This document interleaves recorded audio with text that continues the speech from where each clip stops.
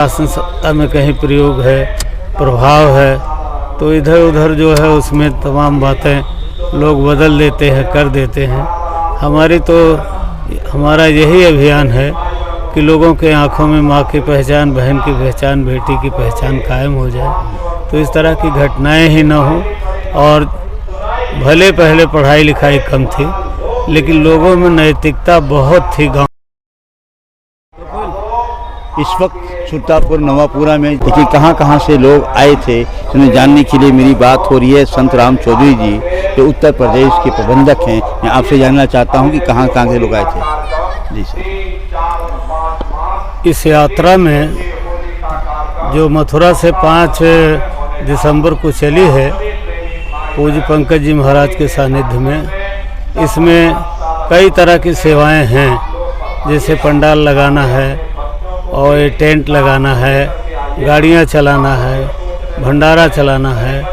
तो इस तरह से कुछ इसमें लोग दिल्ली के और राजस्थान के, मध्य प्रदेश के, बिहार के, हरियाणा के और कुछ उत्तर प्रदेश के, कुछ झारखंड के 2-2, 4-4 आदमी विभिन्न प्रकार की सेवाओं में लगे हुए हैं।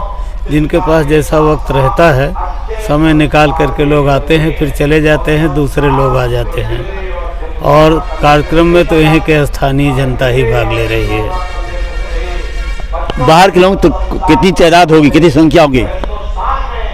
बाहर के लोग तो मुश्किल से जितनी गाड़ियां हैं, कुछ चालक तो जो है यहीं उत्तर प्रदेश के हैं, ऐसे कुल मिला करके 100 से ऊपर होगी।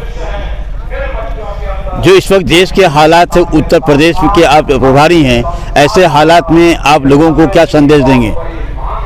अब लोगों से तो यही कहना है कि एक तो खान पान अगर ठीक होगा तो जो आपस में बहुत क्रोध बढ़ जाता है, झगड़ा हो जाता है और तमाम तरीके के अपराध हो जाते हैं, तो इसका मुख्य कारण तो खान पान की खराबी से है।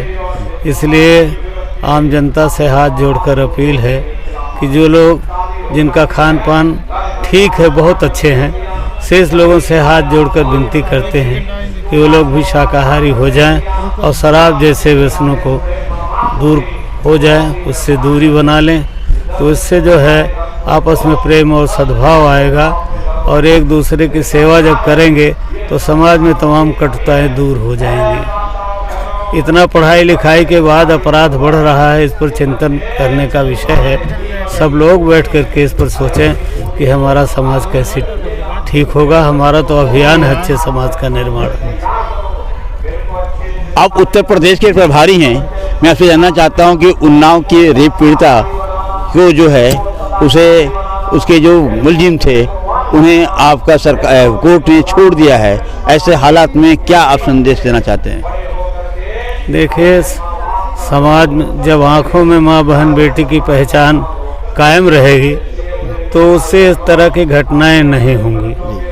और प्राय समय में देखा जाता है कि बहुत से लोग, मान लिया उनका शासन सत्ता में कहीं प्रयोग है, प्रभाव है, तो इधर उधर जो है उसमें तमाम बातें लोग बदल देते हैं, कर देते हैं।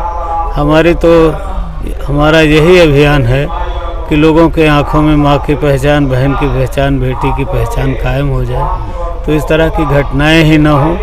और भले पहले पढ़ाई लिखाई कम थी, लेकिन लोगों में नैतिकता बहुत थी गाँव में, और चरित्रहीनता बहुत कम देखी जाती थी।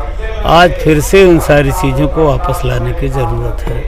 नहीं, मैं आपसे जानना ये चाहता हूँ कि निचली अदालत दिए उम्र कैद की सज़ा दी गई थी और उनको हाई कोर्ट से द्वारा उनको जमानत दे दिया गया है, ऐसे हालत में कैसे सज़ा पाएगी? अब ये तो न्याय का विषय है, कानून का विषय है।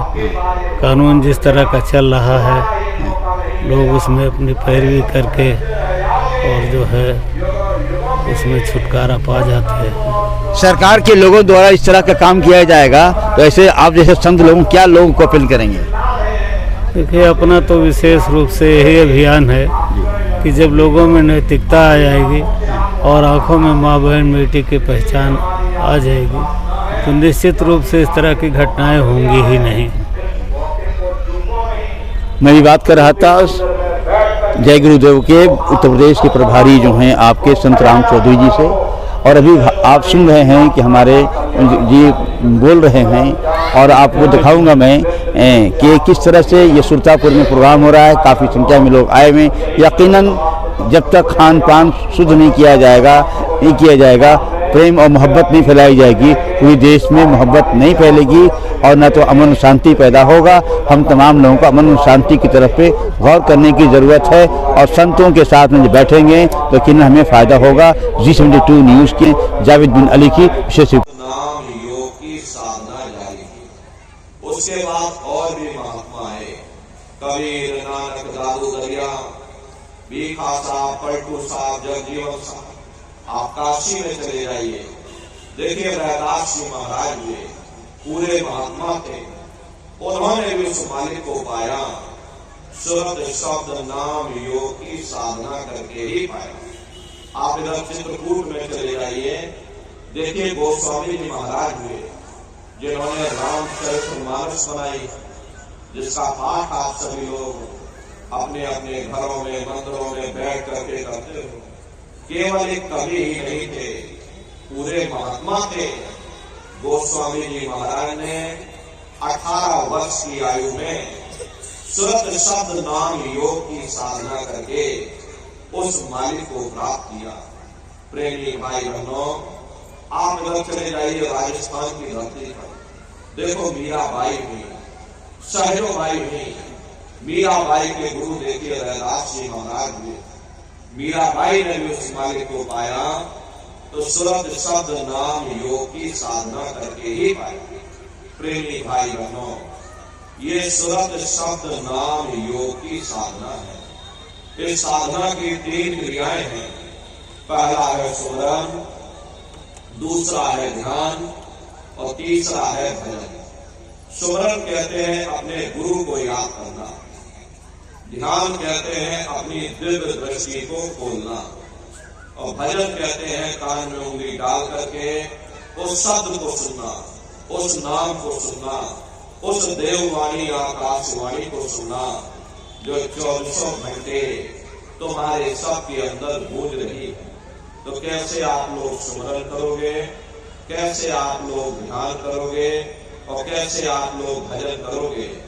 बहुत से नए प्रेमी भाई बहन यहाँ बैठे हुए हैं, तो सुमरन, ध्यान और भजन कैसे कैसे करना है, बैठ करके आप सभी लोग अच्छी तरह समझ लेना और फिर घर पर जा करके अभ्यास करिएगा।